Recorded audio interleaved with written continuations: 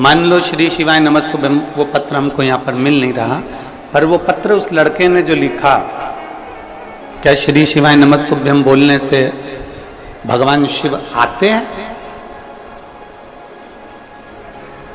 क्या ओम नमः शिवाय बोलने से भगवान शिव आते हैं? क्या नमः शिवाय बोलने से भगवान शिव आते हैं? आप सब छत्तीसगढ़ की मेरी जीजियां बैठी हैं, मेरे जीजा बैठे हैं, मेरी बेटियां, मेरे बेटा, मेरी माताएं, मेरे भाई सब बैठे हैं।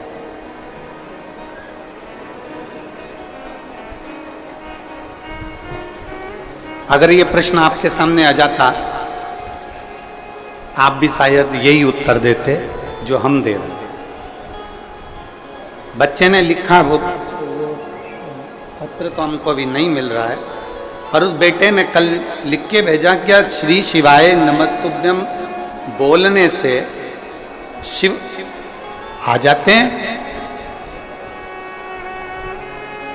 अगर वो बेटा यहां पर बैठा हो तो हम उस बेटे से कहेंगे कि तुम्हारे पास में जो बैठा हो, तुम्हारे पास में जो बैठी हो, उसको अपशब्द कहना चालू करो। तुम्हारे पास में जो बैठा बैठी हो, जो भी बैठा हो, अगर वो बच्चा यहां बैठा हो तो अपने पास में जो बैठा हो ना, उसको गाली देना चालू करो। तुम्हारे पास में जो खड़ा हो, तुम्हारे पास में जो बैठा हो, उसको अपशब्द कहना चालू करो। जब आप अपशब्द कहोगे, गाली दोगे, जिसको तुम गाली दे रहे हो, जिसको तुम अपशब्द कह रहे हो, उसको क्रोध आएगा कि नहीं आएगा? बोलो तो नहीं छत्तीसगढ़ की जीजियो, जम के तो बोलो, आएगा ना? बच्चे ने प्रश्न किया कि श्री शिवाय नमस्तुभ्यम बोलने से क्या शिव आते हैं? मैं उस बच्चे से कहना चाहता हूं, अगर वो बच्चा यहां बैठा हो तो तुम अपने पड़ोस में जो बैठा है उसको गाली दे, उसको अपशब्द बोल, उसको आड़ा टेढ़ा बोल, फिर देख उसको क्रोध आता है कि नहीं आता, आएगा कि नहीं आएगा? जब तुम्हारे बोलने से पड़ोसी को क्रोध आ जाता है तो श्री शिवाय नमस्तुभ्यम बोल लेने से मेरा महादेव भी आ ही जाता। क्यों नहीं आएगा? केवल आप दिल से पुकारोगे, दिल से भजोगे, दिल से स्मरण करोगे। तुम्हारे कहने से पड़ोसी को क्रोध आ रहा है, तुम्हारे कहने से पड़ोसी को अपशब्द बोलने से क्रोध आ रहा है, तो परमात्मा क्यों नहीं आ सकता? आप दिल से तो पुकारो। चलो वो भी जाने दो, और सरल भाषा में समझ लो।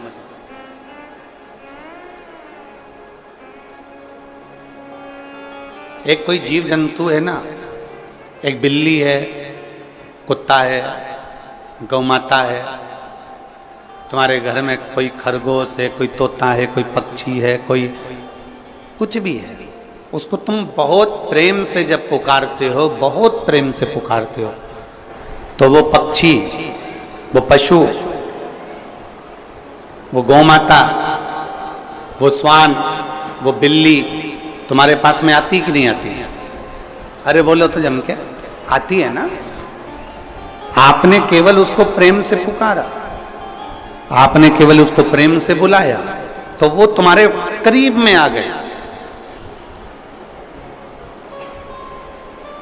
जब एक जीव तुम्हारे प्रेम से बुलाने से तुम्हारे करीब में आ सकता है, तो तुम्हारे प्रेम से, करुणा से, वात्सल्यता से परमात्मा को पुकारने पर मेरा देव अधिदेव महादेव भी तुम्हारे पास में आ सकता है। बोल बम का नारा है, सारी समस्या का हल।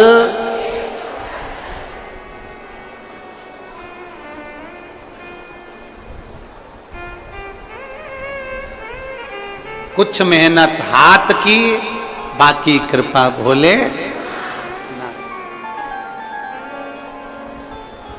आप पुकारो दिल से, वो आएगा। आप दिल से भजो, वो आएगा। एक बहुत पहले एक लाइन आप लोग गुनगुनाते थे, कौन कहता है भगवान आते नहीं, बेर शबरी के जैसे खिलाते।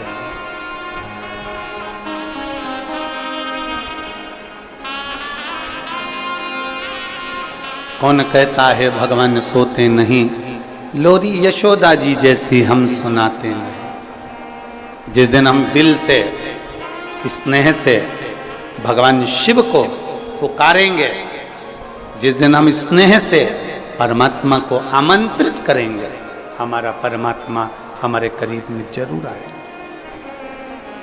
देरी नहीं लगा सकता। शिव महापुराण की कथा क्या सिखाती है? भगवान शंकर की कथा केवल यही सिखाती है कि आप जिस परिस्थिति में हैं, आप जैसी भी परिस्थिति में हैं, उस परिस्थिति में परमात्मा को पुकारो।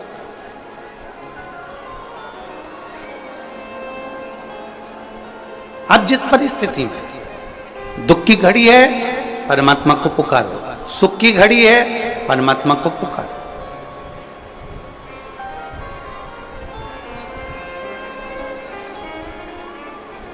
ये बोलबम सेवा कल्याण समिति भिलाई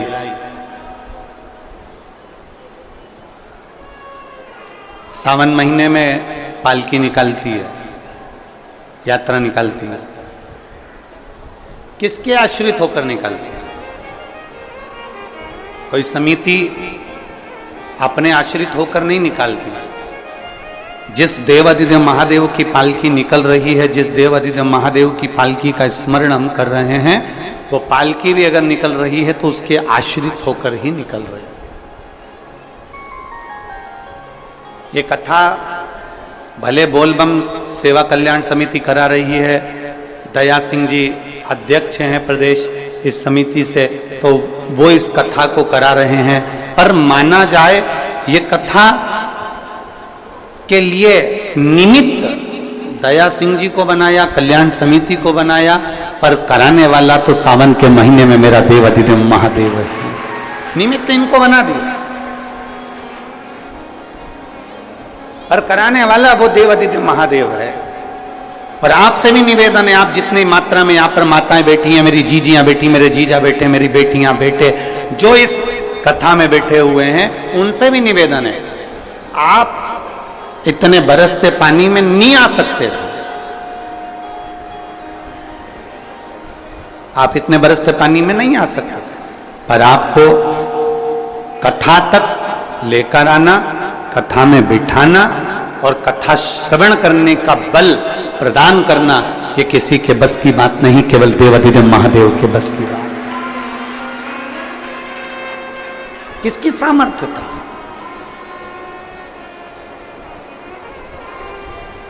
आप और हम सोचे कि हम शंकर जी को अच्छे से जानते हैं, ना ना ना ना,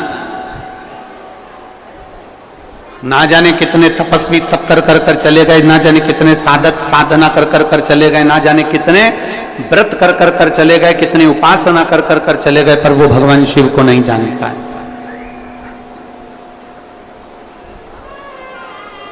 आप और हम इतनी जल्दी भगवान शिव को नहीं जान सकते। आप और हम इतनी जल्दी भगवान शंकर को नहीं जान सकते। कितने तपस्वी, कितने साधक, कितने उपासक, कितने व्रत करने वाले, कितने साधना करने वाले भगवान शंकर की भक्ति को धारण करते करते करते करते करते करते चले गए, पर शिव को नहीं जानते।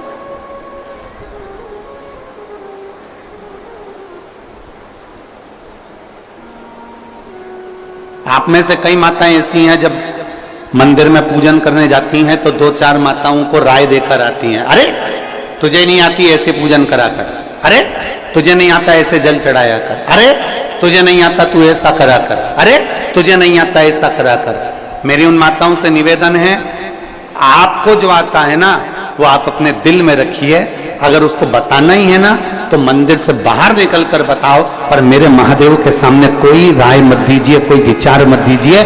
मेरे महादेव के सामने तो इतना कीजिए कि दिल से, भाव से, भक्ति से एक लोटा जल आड़ा टेढ़ा जैसे चढ़ाओ चढ़ाओ, तुम्हारा मन पड़ जाए जैसे बेलपत्री चढ़ाओ, तुम्हारा मन पड़ जाए जैसे चंदन लगाओ, तुम्हारा मन पड़ जाए जैसे धतूरा चढ़ाओ, तुम्हारा मन पड़ जाए जैसे तुम भगवान शंकर को रिझाओ, तुम्हारा दिल कर जाए वैसे तुम शिव को भजो।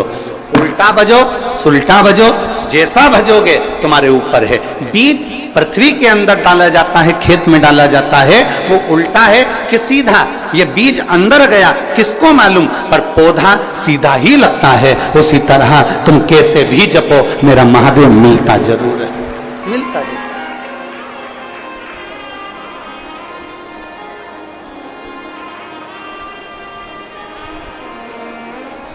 हमारी आदत होती है, हम 4 लोगों को जाकर बताते हैं तूने ऐसा गलत कर दिया, तूने ये गलत कर दिया। नहीं, शिव के सामने नहीं।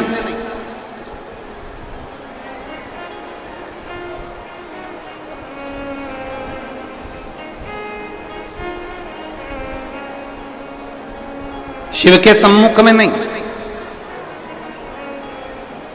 हम अगर देवादिदेव महादेव को रिझा रहे हैं तो उसमें हमारे भाव यह होना चाहिए कि जैसे भी भजो शिव मिलेगा। जरूर भगवान शंकर जरूर प्राप्त हो।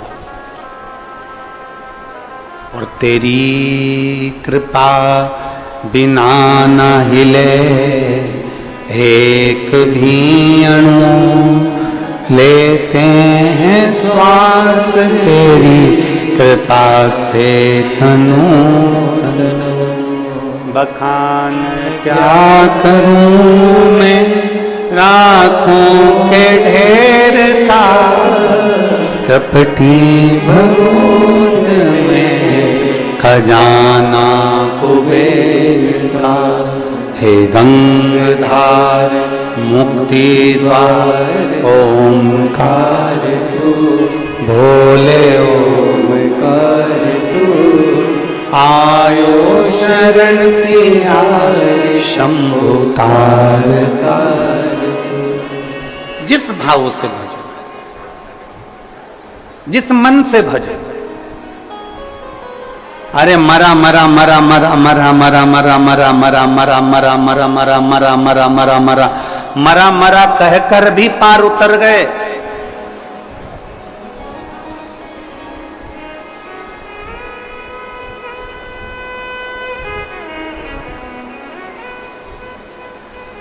बहुत सारे मिलते हैं आपको, कोई कहेगा ऐसा भजो, कोई कहेगा वैसा भजो, कोई कहेगा ऐसे गुणगान करो, कोई कहेगा वैसे गुणगान करो। शिव महापुराण की कथा कहती है तुम्हारा दिल जैसे कर जाओ, तुम्हारा मन जैसे कर जाओ। आप में से कई माताएं ऐसी बैठी है जो सावन के सोमवार का व्रत करती है। कौन कौन ने करा था सावन के सोमवार का व्रत? हमने भी करा था, तो हम भी उठाए। ठीक है, आप लोगों ने व्रत किया ना। अब आप में से और हम में से कई माता बहन भाई ऐसे होंगे जो व्रत करे होंगे, तो उन्होंने एक टाइम फलार किया होगा, एक टाइम जम के बोलो भोजन किया होगा। आप में से कई लोग ऐसे होंगे जिन्होंने एक टाइम फलार करा तो दूसरे समय पर भी फलार किया होगा। आप में से कुछ लोग ऐसे होंगे जो एक टाइम केवल फलाहार करे होंगे, दूसरे समय कुछ भी नहीं लिया। बोलो बोलो, सही है कि गलत है? अब ईमानदारी से बोलना। आप में से कई लोग ऐसे होंगे जिन्होंने दिन भर कुछ भी नहीं खाया होगा, केवल एक गिलास दूध, एक फल और बाबा का प्रसाद लेकर और व्रत कर लिया। अब आप में से कई लोग ऐसे भी होंगे जिन्होंने दोनों समय भोजन करा होगा और सुबह नाश्ता भी किया होगा, दिन में पानी पूरी भी खाई होगी, शाम को थोड़ा भगर भी, सब खाया। अब जरा बहुत बहुत गहन चिंतन वाला विषय है, जरा ध्यान दीजिएगा। एक व्रत करा, एक टाइम भोजन, एक टाइम फलाहार, एक ने व्रत करा दोनों समय फलाहार, एक ने व्रत किया कि मैं कुछ नहीं खाऊंगा, एक फल, एक गिलास दूध, एक ने सब कुछ खाया, मतलब दिन भर भोजन कर, दिन भर भोजन किया। अब जो एक समय फलाहार कर रहा है वो भी शंकर का भगत है, जो एक दोनों समय फलाहार कर रहा है वो भी शिव का भगत है, जो एक फल ले रहा है और एक गिलास दूध ले रहा है वो भी शिव का भगत है, और जो दोनों समय भोजन कर रहा है वो भी शिव का भगत है। अब शंकर जी से पूछा जाए कि इनमें से तुम मुक्ति किसको दोगे, इनमें से तुम मोक्ष किसको दोगे, इनमें से सबसे पहले तुम किसकी सुनोगे, किसकी सुनोगे?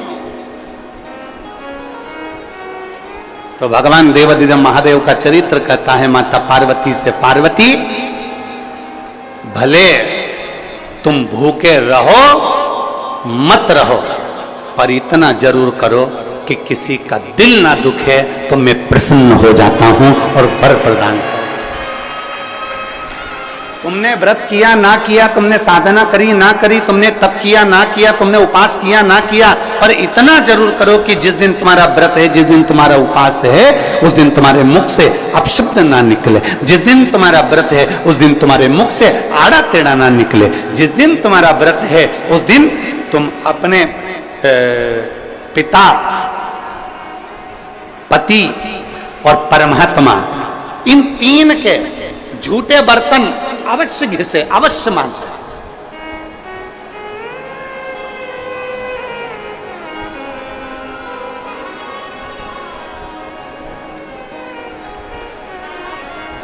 घर के सारे बर्तन मांजने वाली कोई आए वो मांजे, मना नहीं है, पर 3 बर्तन अपने को खुद मांजना चाहिए। पहले नंबर पर पिता के झूठे बर्तन, दूसरे नंबर पर पति के झूठे बर्तन, और तीसरे नंबर पर परमात्मा के झूठे बर्तन हमें स्वयं मांजना चाहिए, हमें स्वयं। इन 3 के बर्तन अगर दूसरे मांजते हैं तो आधे से ज्यादा वस्तु पर हक जो बर्तन मांजता है उसका हो जाता है। अब तुम समझ लेना अच्छे से, हम इसको बहुत विस्तार से नहीं कहेंगे।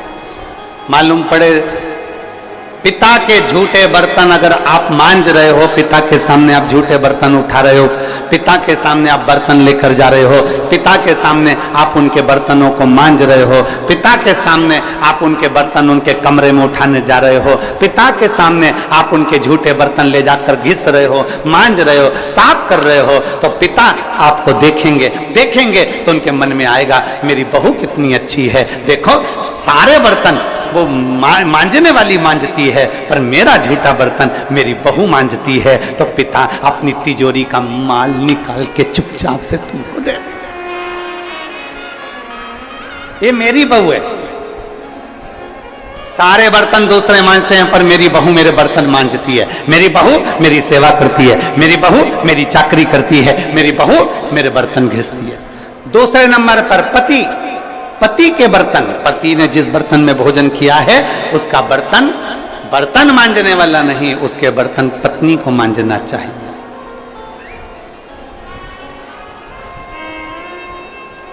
और अगर पति के झूठे बर्तन कोई दूसरा मांजने लगता है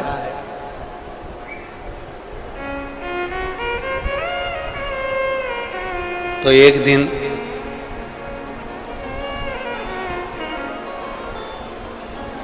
सेठानी नौकरानी और नौकरानी सेठानी हो जाती है, कोई भरोसा नहीं। बहुत सावधानी, बहुत सावधान। पिता पति के झूठे बर्तन भी पत्नी को मांजना चाहिए। स्वामी के जब झूठे बर्तन मांजोगी पति की दृष्टि में आएगा सारे घर के बर्तन दूसरे मांजते हो पर मेरी पत्नी मेरे बर्तन मांजती है, मेरी पत्नी मेरे झूठे बर्तन उठाती है, मेरी पत्नी मेरे झूठे बर्तन संभालती है, मेरी पत्नी मेरे झूठे बर्तन उठाकर रखती है। मतलब उसकी दृष्टि में आपका भाव बढ़ता चले जाएगा। तो आपको जिस दिन तुम बोलो कि मुझे ये चाहिए, पति को याद आ जाएगा ये मेरी सेवा करती है, झूठे बर्तन तक संभालती है, तो तुरंत साड़ी भी दिलाएगा, करवा चौथ अंगूठी भी दिलाएगा, निश्चित।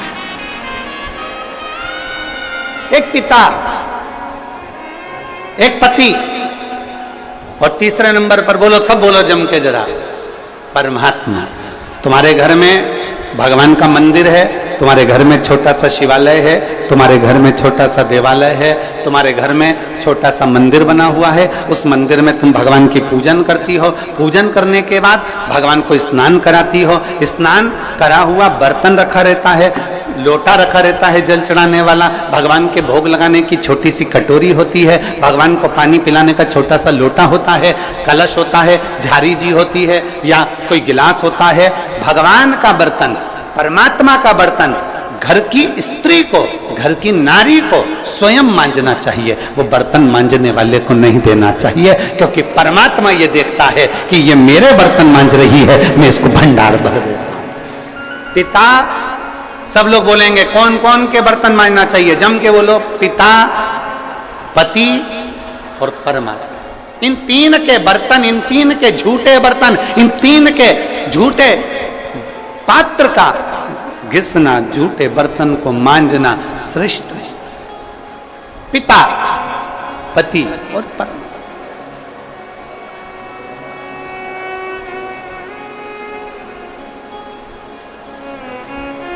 श्रेष्ठ। एक विश्वास अपने भीतर जागृत करें, और जिस दिन शंभु शरणे मांगू घड़ी रे,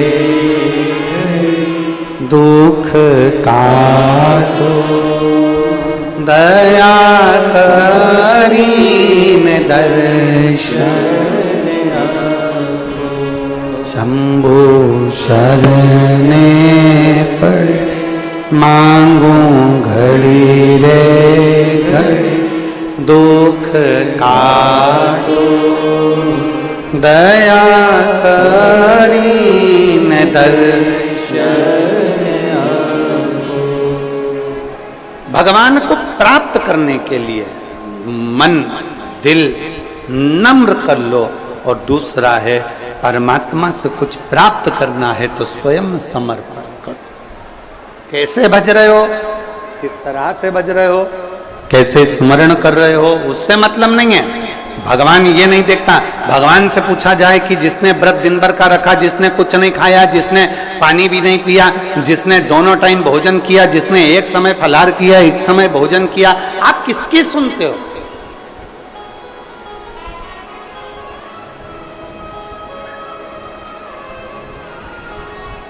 आप किसकी सुनोगे? तब भगवान शिव कहते हैं, तब भगवान शंकर कहते हैं, शिव माता पार्वती जी से कहते हैं, पार्वती जो किसी का दिल ना दुखा,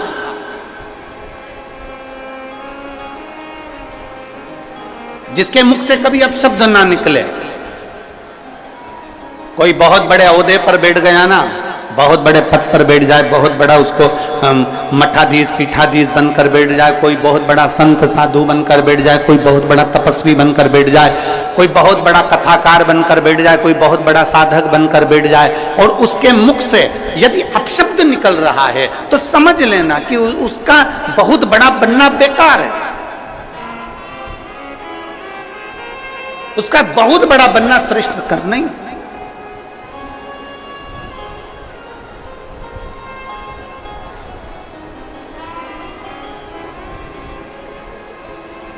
एक बहुत सुंदर कथा थी।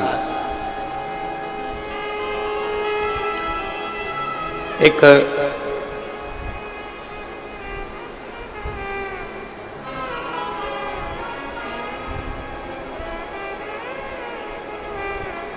त्रेता में एक राजा हुए जिनका नाम था वीरमणि। शिव जी के परम उपासक थे। भगवान शंकर के इतनी उपासना करते थे वीरमणि, इतनी उपासना करते थे कि शिव के बिना एक क्षण नहीं रहते।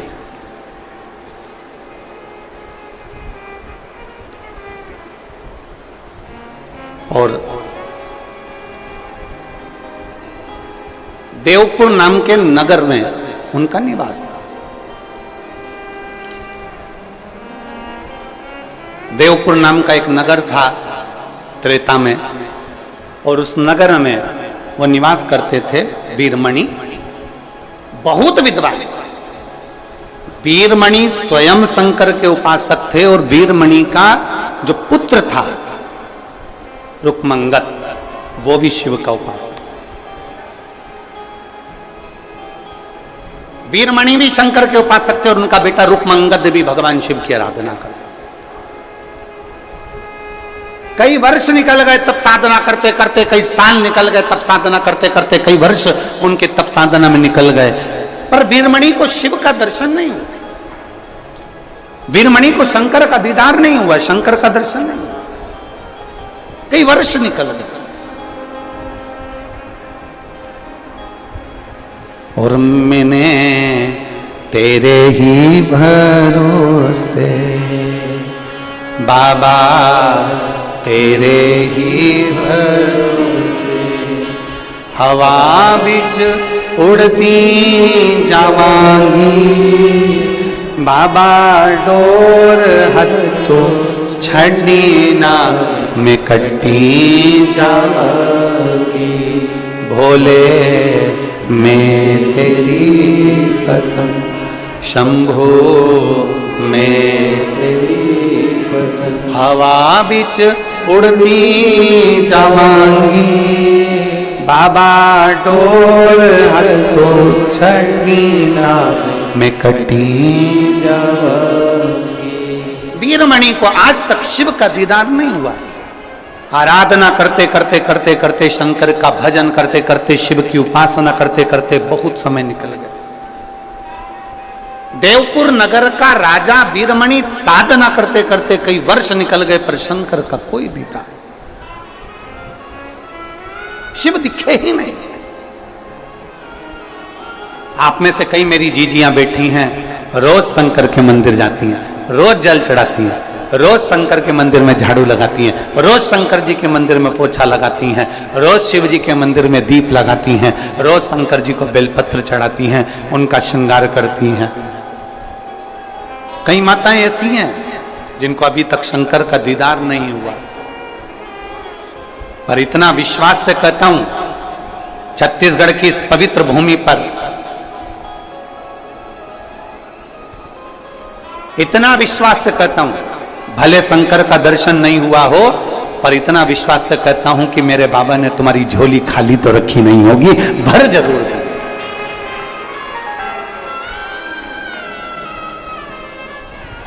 ये भरोसा है। राजा वीरमणि को, देवपुर नगर के राजा वीरमणि को शंकर का दर्शन नहीं हुआ।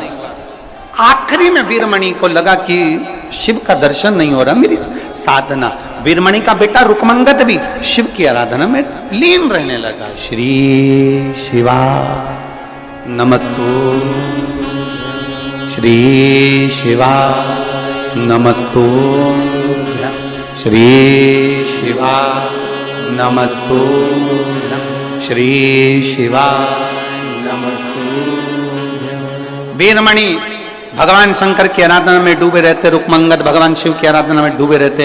एक दिन वीरमणि कहीं से निकल कर जा रहे थे और रास्ते में वीरमणि जब निकल कर जा रहे थे, नंदी भगवान शिव के गण नंद रूप बदलकर पृथ्वी पर विचरण कर रहे थे और वीरमणि ने देखा कि कोई ऐसा चमकदार व्यक्ति जिसके चेहरे का तेज इतना प्रबल है कि सूर्य भी उसके सामने फीका है।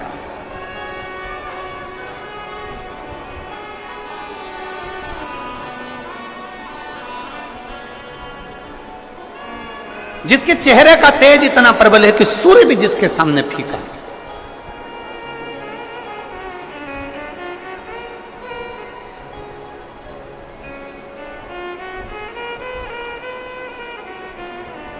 कभी कभी ऐसा होता है,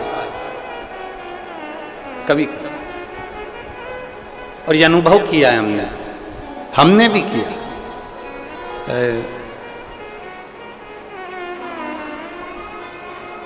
सीहोर सीवन नदी से कुबेरेश्वर धाम की दूरी है 11 किलोमीटर।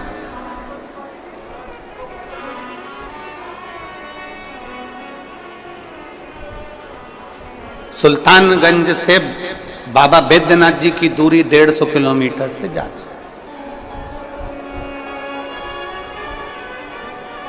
सुल्तानगंज से कावड़ लेकर बैद्यनाथ बाबा के चरणों में जाना, पहुंचना, थकान भी हो जाएगी, चल भी लोगे, पहुंच भी जाओगे।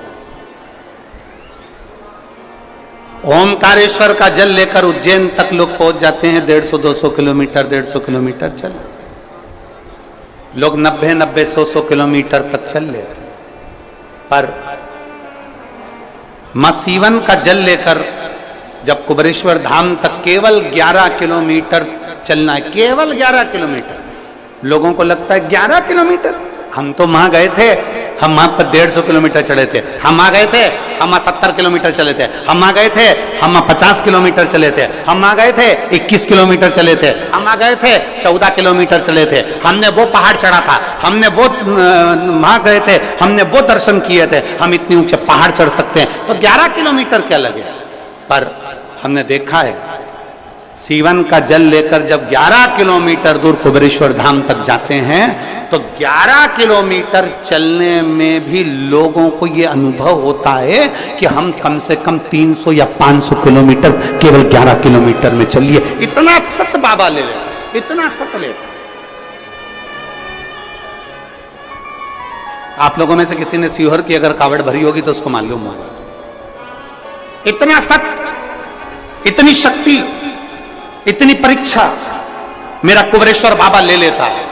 11 किलोमीटर चलते चलते चलते चलते जब मात्र 1 किलोमीटर की यात्रा रह जाती है तब बाबा इतनी परीक्षा लेता है, इतनी परीक्षा लेता है कि अब तो चला नहीं जाता, केवल 11 किलोमीटर में। और लोग सुबह मॉर्निंग वॉक करते हैं तो 5 kilometre, 7 kilometre, 6 kilometre, 4 kilometre, 3 kilometre चल लेते हैं। पर कुबरेश्वर धाम जब जाते हैं और जब बाबा की कांवड़ लेकर जाते हैं तो वहां थक जाते हैं, 1 किलोमीटर तो चला तक नहीं जाता, ऐसी स्थिति हो जाती। हमने भी अनुभव किया। और जब 2 किलोमीटर की यात्रा रह गई हमारे चलते चलते चलते चलते, तब चलना नहीं जा रहा, साथ वाले बोले गाड़ी लगा दे, गाड़ी में बैठ जाओ। हमने कहा नहीं, थोड़ा और बचा है, चलते चलो। आखिरी में हमने देखा बोल बम बोल बम बोल बम बोल बम बोल बम बोलते बोलते बोलते बोलते चलते चलते आखिरी में 2 लड़कों के कंधे पर हाथ रखा, फिर चल दिए, चलते चलते चलते चलते फिर आखिरी में विचार कर अब 1 किलोमीटर बचा है पर चला नहीं जा रहा। इतनी देर में बाबा देवाधिदेव महादेव का स्मरण किया। एक छोटा सा छोरा गोरा गोरा सा आया, उसने हाथ पकड़ा, चीटी उंगली पकड़कर जो खींचता खींचता खींचता खींचता ले गया तो कुबरेश्वर धाम तक पहुंचा। आखिरी परीक्षा पर भी वो साथ देता ही देता, आखिरी। अच्छा चलो तुमसे एक बात पूछें, उत्तर दोगे क्या? अरे बोलो तो भिलाई वालों, दोगे उत्तर? अपने बच्चे की ट्यूशन किस टीचर से लगवाते हो? वो टीचर जो तुम्हारे बच्चे के स्कूल में पढ़ाता। बोलो बोलो, सही है? अरे जम के तो बोलो। किसी दूसरे टीचर के पास अपने बच्चे को नहीं भेजते, क्योंकि स्कूल का टीचर होगा तो एग्जाम के टाइम पर थोड़ा सा देख लेगा। बोलो बोलो, सही है? एग्जाम के समय पर थोड़ा सा देख लेगा।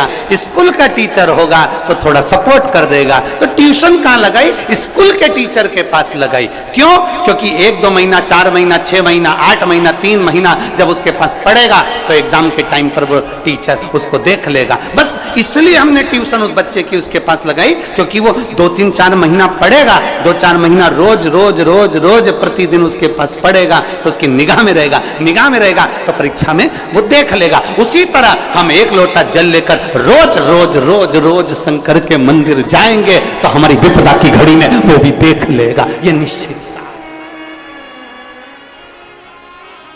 हमारी विपदा की घड़ी में वो देख लेगा। और अंत समय प्रभु आना पड़ेगा, वचन दिया तो निभाना पड़ेगा। आए ना आए प्रभु कुटुंब कबीरा, अंत समय प्रभु आना पड़ेगा, वचन दिया तो निभाना पड़ेगा, अंत समय प्रभु आना पड़ेगा, और वचन दिया तो निभाना पड़ेगा। एक बहुत चमक सा चेहरा था वीरमणि को, लगा इतना सुंदर तो मैंने किसी पुरुष को देखा ही नहीं, इतना सुंदर पुरुष तो मैंने देखा ही नहीं, इसकी सुंदरता कितनी है। और ये चमक ये दमक फुलवन में महक सब कुछ सरकार तुम्हीं से, इतना सुंदर मैंने नहीं देखा। वीरमणि ने सोचा इतनी सुंदरता किसी पुरुष में आज तक मैंने नहीं देखी, इतनी सुंदरता। वीरमणि उनके पास में चले गए, प्रणाम करा। मैं देवपुर नगर का राजा हूं, मेरा नाम वीरमणि है, मेरा नाम वीरमणि है, मैं देवपुर नगर का राजा हूं।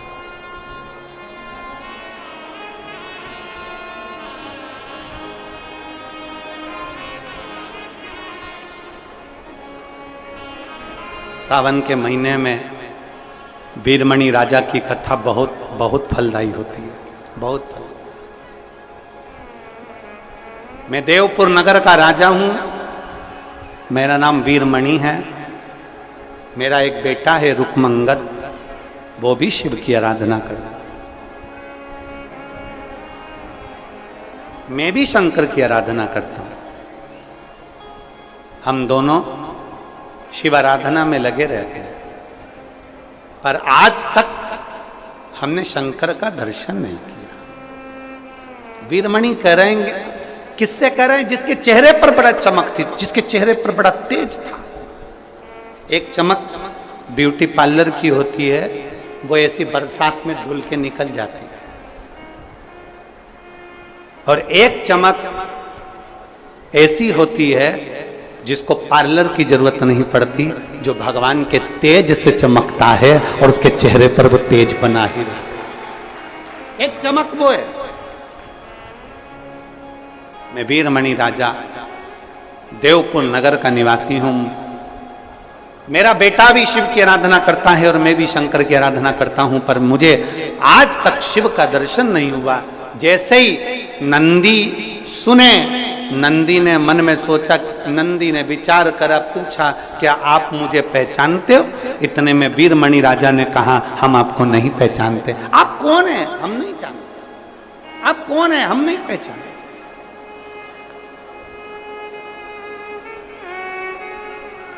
हमने आज तक आपको देखा नहीं।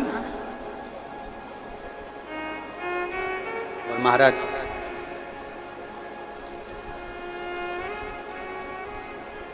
बात उतनी ही करना चाहिए जितनी समेटी जा सके। लंबा धागा और लंबी जुबान, ये दोनों उलझा देती है। बहुत लंबा धागा होगा ना तो सिलने बैठोगे ना तो वो भी उलझ जाएगा, और बहुत लंबी जीवान होगी ना, बड़बड़ बड़बड़ बड़बड़ दिन भर ये ऐसा हो गया, वैसा हो गया, ये हो गया, वो हो गया, ये कर दिया, वो कर दिया, ये हो गया, वो हो गया, तो व्यक्ति उलझता चले जाता, उलझता चले जाता। धागे को लपेट के रखो और जीवान को होठों से बंद करके रखो, तो थोड़ी कंट्रोल में होना चाहिए। अब वीरमणि ने तुरंत कह दिया हम शिव की आराधना करते पर शिव का दर्शन नहीं हुआ। तो नंदी ने पूछा, नंदी मौन, वीरमणि बोले जा रहे हैं, नंदी नहीं बोले। नंदी तो तेज प्रकाश, उनके चेहरे का पुंज इतना तीव्र था, इतना तीव्र।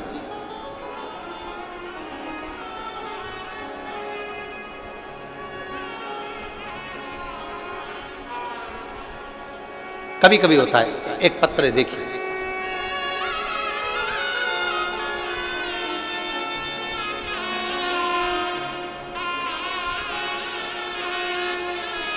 मैं ज्योति चंद्रा, पति हरिश्चंद्रा, पता जेजेपुरी, जिला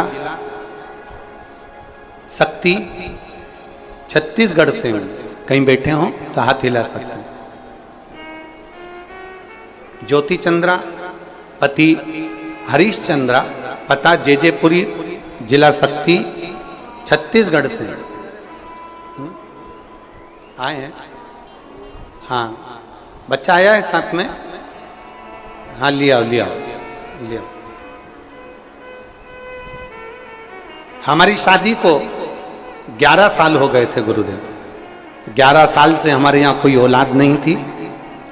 ऐसा कोई डॉक्टर नहीं है, चाहे वो मध्य प्रदेश का हो, चाहे छत्तीसगढ़ का हो, चाहे वो उत्तर प्रदेश का हो, हमने सब कुछ जांच कराई, पर हमारे यहाँ संतान का सुख डॉक्टर ने मना कर दिया था, औलाद नहीं हो। तब मेरी दीदी ने मुझसे कहा कि वो शिव पुराण की कथा टीवी पर आती है, उसको सुन। हम पति पत्नी ने आसन लगाकर टीवी के सामने बैठकर आपकी पहली बार कथा सुनी और बाबा से यही मांगा कि हमारे घर में संतान हो जाए। पशुपतिनाथ का व्रत किया, पर मेरे घर में औलाद नहीं हुई। एक बार नहीं, 2 बार नहीं, 3 बार हमने पशुपति व्रत कर लिया, पर औलाद नहीं। तब डॉक्टर ने तो कह दिया था कि तुम्हारे यहां औलाद नहीं होगी, अब करे तो करे क्या। आखिरी में हमने विचार कर लिया कि अब व्रत भी नहीं करेंगे, कुछ ना करें। मैं शंकर जी के मंदिर में 1 लोटा जल चढ़ाने के लिए गई और जल चढ़ाते समय एक बड़ी सुंदर सी स्त्री, बड़ी सुंदर स्त्री जिसके चेहरे का तेज इतना प्रबल था, वो स्त्री मुझसे कहती है कि तूने कमर पर सफेद आंकड़े की जड़ नहीं बांधी, एक बार फिर पशुपति व्रत कर और सफेद आंकड़े की जड़ बांध। उस स्त्री ने मुझे बेलपत्र चढ़ाने का नियम बताया और मैंने वैसा की वैसा ही किया। पशुपति व्रत किया, सफेद आंकड़े की जड़ बांधी और बाबा की कृपा से 11 साल के बाद मेरा गर्भ ठहर गया और मेरे यहाँ 11 साल बाद औलाद ने जन्म लिया। अब ये कथा जो चल रही थी, वो कथा चल रही है आपके चेहरे के तेज पुंज पर, और वो बात इस पत्र में है, वो बात इस पत्र में लिखी। 3 बार व्रत करने के बाद भी औलाद नहीं हुई। आखिरी में सोच लिया कि डॉक्टर ने कहा था कि तुम्हारे यहाँ संतान नहीं होगी, मतलब नहीं होगी, परंतु आखिरी में सोचा कि शिव जी को जल तो चढ़ाना चाहिए। मंदिर गई, एक सुंदर सी स्त्री सामने आई और उसने कहा सफेद आंकड़े की जड़ बांधना रह गई है, वो तू बांध। ध्यान देना, नंदी को लगा क्या मुझे ये पहचान गया, नंदी को लगा क्या ये मुझे पहचान गया, क्या मुझे ये जान गया।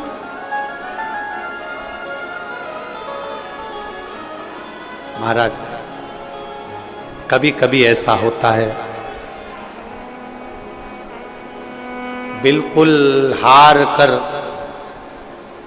परास्त होकर एकदम जब हम नीचे की ओर आते हैं, तुमने जो 1 लोटा जल चढ़ाया होता है, शंकर की आराधना करी होती है, तुम्हारे मन में जो विश्वास प्रबल हुआ होता है, वो विश्वास तुम्हारे सामने किसी न किसी के रूप में सम्मुख में आकर खड़ा होता है और वो कह देता है अभी हिम्मत मत हार, तेरे साथ शिव खड़ा। तो ये हिम्मत नहीं हारना, अभी तेरे साथ में शंकर है, तेरे साथ में उघड़दानी है, तेरे साथ में शंभु है। क्यों हार, क्यों?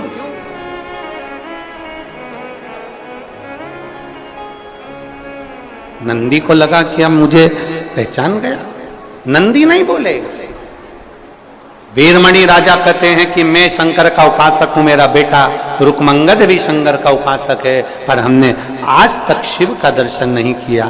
पर हमारा विश्वास कहता है, आपके चेहरे का तेज कहता है, आपका मुख देखकर लगता है कि अब हमें शिव जरूर मिलेगा। और कोई शंकर का भक्त संसार में ऐसा आता है कि आपको सही मार्ग बताकर शिव से जोड़कर चला जाता है और शिव आपकी झोली भर देते हैं। कोई शिव का भक्त, कोई शिव का उपासक,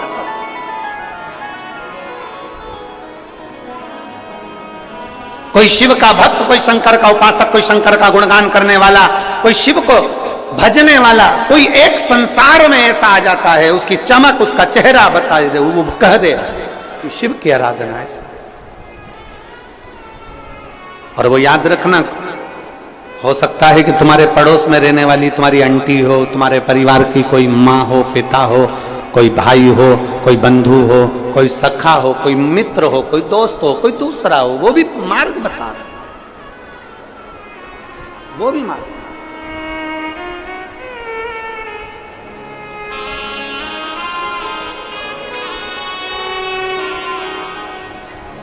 वो भी मार्ग बता दे, वो भी कर।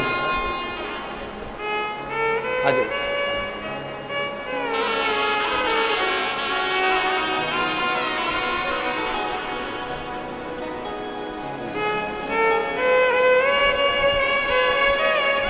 शंभो शंभो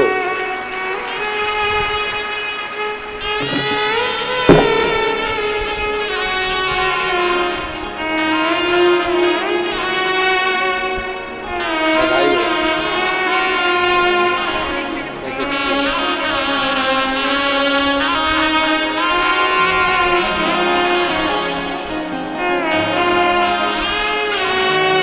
11 साल के बाद संतान हुई। एक बार जोरदार ताली बजाकर साधु का।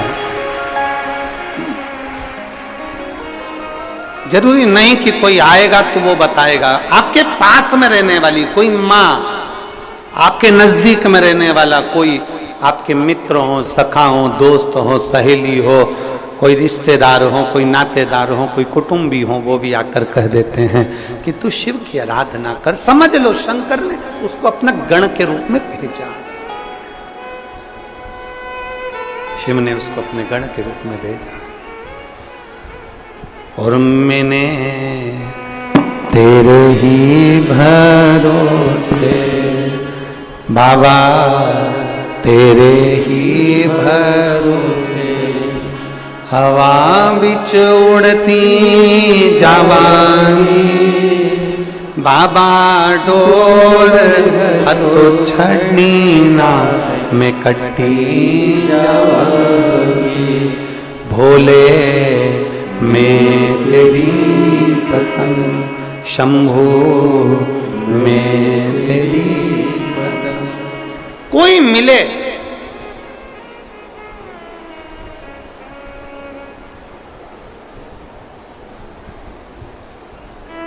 सावन के महीने में एक नियम अच्छा बढ़ाओ, बहुत जोरदार नियम बनाओ। कौन सा नियम बनाओ? सबको कह दो अपने घर में आधा घंटा, 1 घंटा, 15 मिनट, 20 मिनट शिव की बात करो। नियम कौन सा बनाना है? जम के बोलो। अपने घर में कम से कम आधा घंटा किसकी बात करो? जम के बोलो जरा, शिव की बात करो।